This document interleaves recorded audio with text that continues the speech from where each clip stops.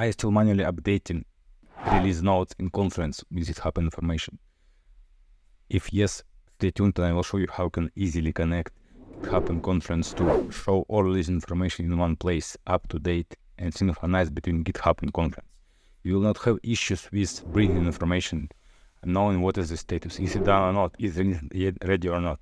So let me show you quickly how it may work. Imagine you have a release which is version 1.10.18, you have the date of release, you have a responsible organization, in this case Microsoft, because we're talking about Visual Code.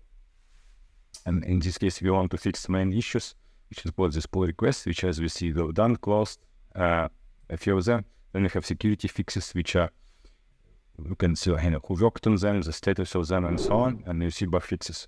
So you can prepare this release up front. So you will start with everything ready to be worked on, and this will be your plan. And this time you come to this page and you can see straight away if release notes are ready to be done, or if this page is ready, and if release is ready as well. As well as you can see previous milestones or current milestone.